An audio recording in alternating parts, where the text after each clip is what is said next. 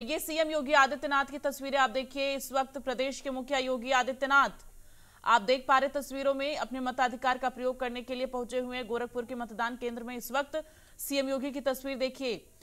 CM योगी लगातार ये कहते हैं कि पहले मतदान फिर जलपान, और उसी चीज को फॉलो करते हुए, उसी लाइन को फॉलो करते हुए इस वक्त सीएम योगी की तस्वीर आप देख पा रहे हैं टीवी स्क्रीन पर।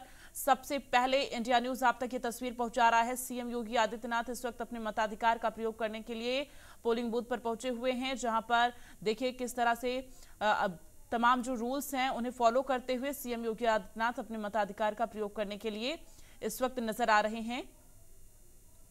तो तमाम जो प्रक्रियाएं होती हैं उन प्रक्रियाओं से होते हुए इस वक्त मतदान करने के लिए सीएम योगी आगे बढ़ते हुए नजर आ रहे हैं। तो प्रदेश के मुखिया जो प्रदेश की जनता से अपील करते हैं कि पहले मतदान फिर जलपान, ठीक उसी तरह से खुद भी वो पहले मतदान करने के लिए पहुंचे हैं, उसके बाद जलपान करेंगे।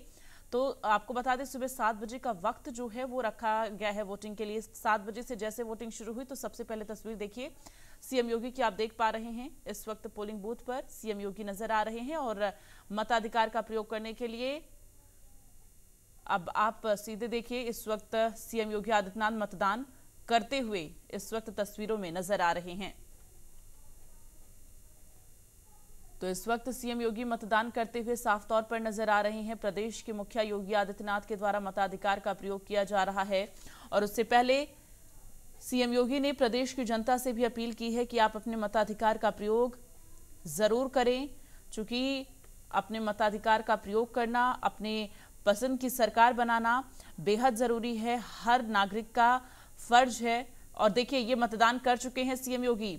अपनी फिंगर को जो इंक लगी है जिस फिंगर में उसे दिखाते हुए सीएम योगी आदित्यनाथ चेहरे पर स्माइल और उस फिंगर को दिखाते हुए जिस पर इंक लगी हुई है, क्योंकि इससे अब साफ जाहिर है कि सीएम योगी आदित्यनाथ ने अपने मताधिकार का प्रयोग कर लिया है और अब मतदान केंद्र से बाहर निकल रहे हैं। तो इस वक्त गोरखपुर के मतदान केंद्र में सीएम योगी की मौजूदगी देखिए।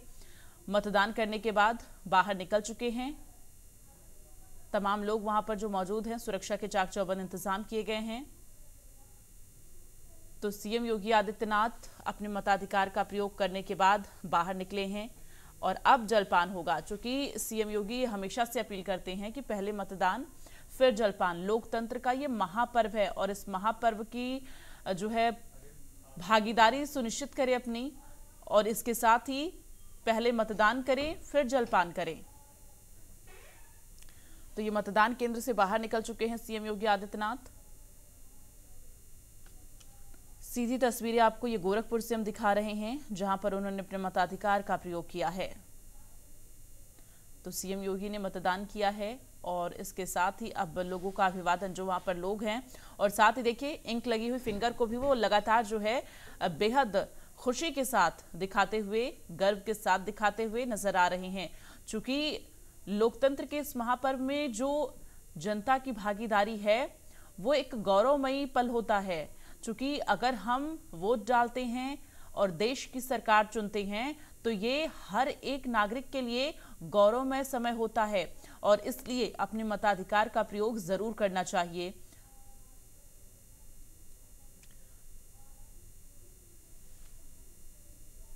तो थोड़ी ही देर में सीएम योगी का संबोधन भी होगा प्रदेश की जनता के नाम, देश की जनता के नाम, कि अपने मताधिकार का प्रयोग जरूर करना चाहिए। फिलहाल देखना ये होगा सीएम योगी की तरफ से क्या कुछ बड़ी बातें कही जाती है। वो आगे पोडियम की तरफ बढ़ते हुए साफ तौर पर नजर आ रहे हैं और अब सीएम योगी का संबोधन होगा।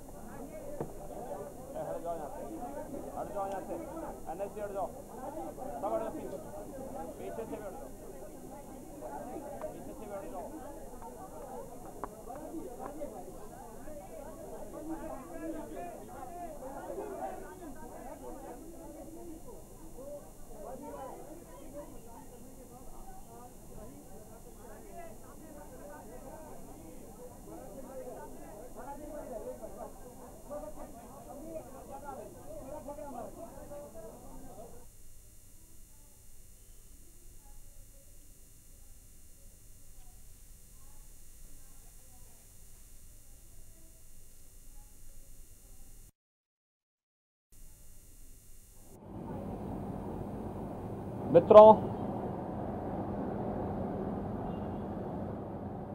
लोकतंत्र का महापर्व लोकसभा चुनाव 2024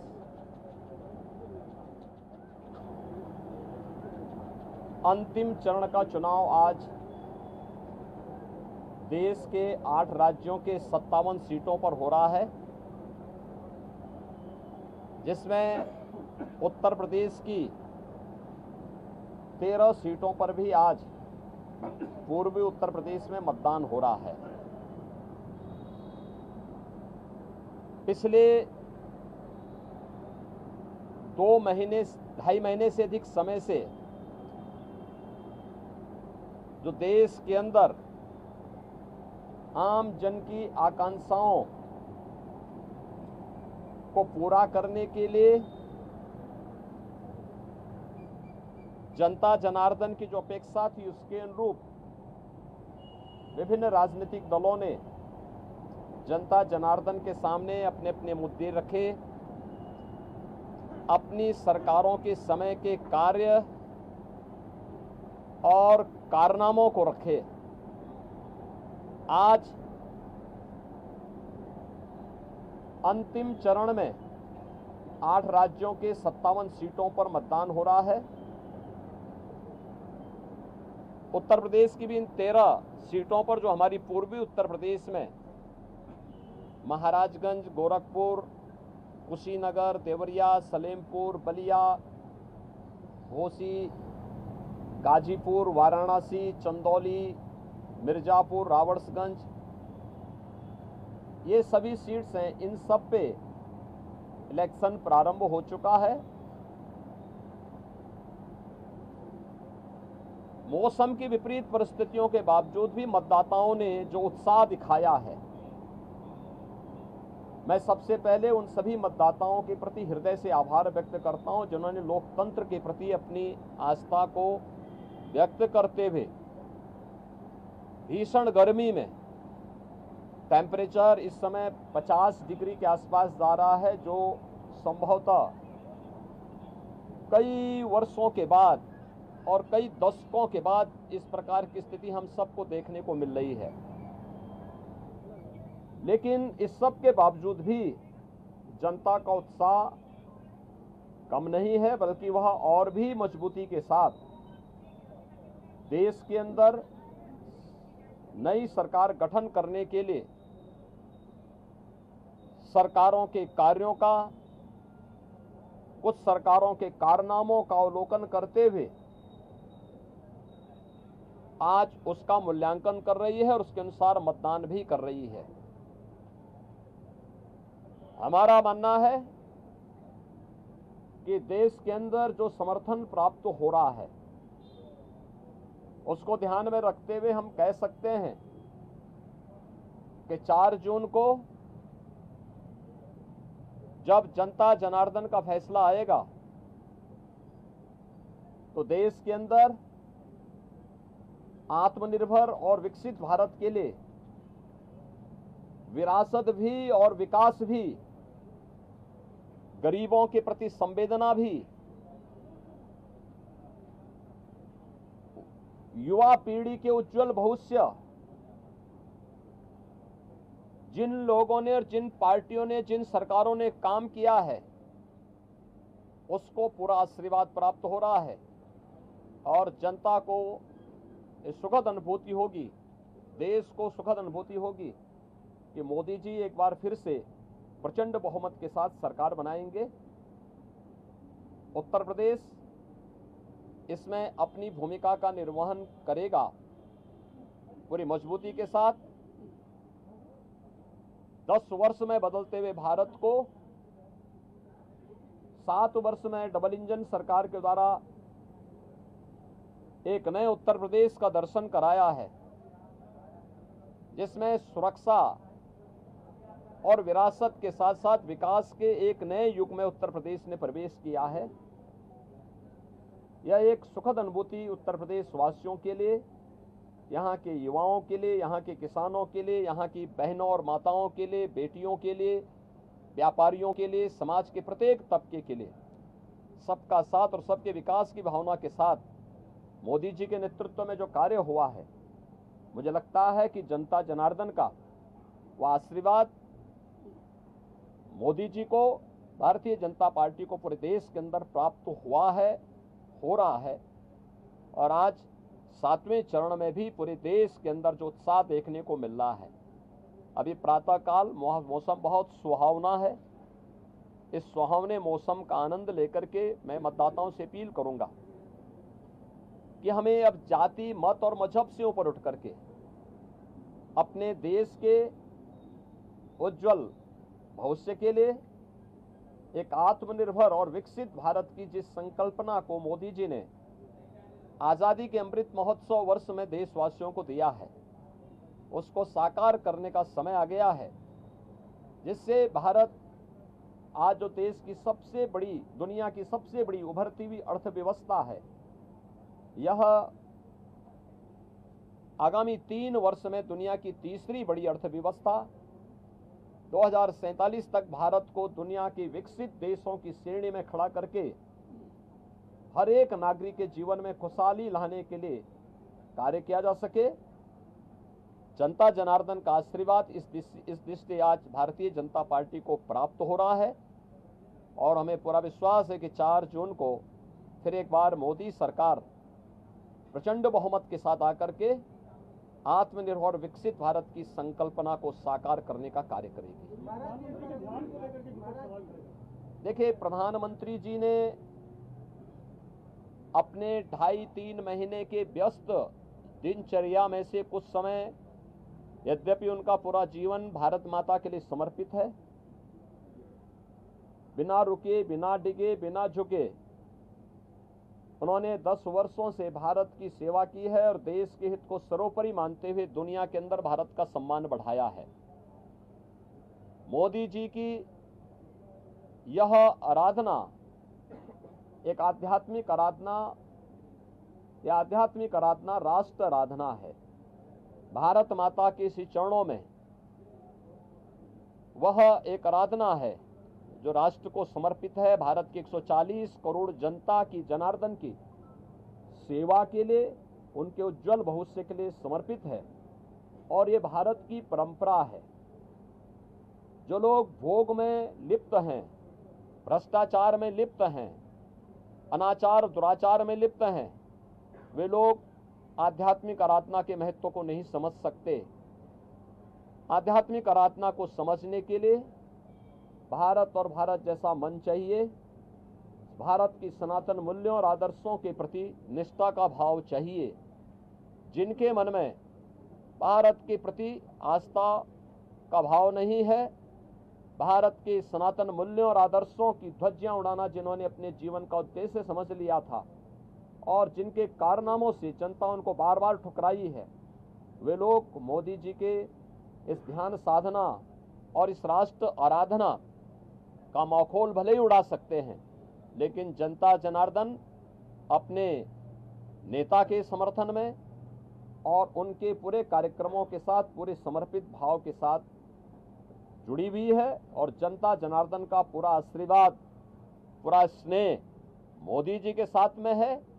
और हम विश्वास के साथ कह सकते हैं कि यह मोदी जी की ध्यान साधना का कार्यक्रम भी राष्ट्र आराधना का हिस्सा है और इसका लाभ भी देश को प्राप्त होगा। उत्तर प्रदेश में महिलाओं ने ज्यादा मतदान किया, महाराष्ट्र उत्तर प्रदेश में खासतौर पर, बावजूद इससे भी कुछ मतदान कम भी हुआ। देखिए, एक तो गर्मी बहुत ज़्यादा है, टेम्परेचर आप में से आप भी जानते हैं कि 50 डिग्री 48 डिग्री का टेम्परेचर कभी हम लोगों ने नहीं देखा, लेकिन है प्रकृति परीक्षा ले रही है और प्रकृति की इस परीक्षा में हम सबको खरा उतरना होगा।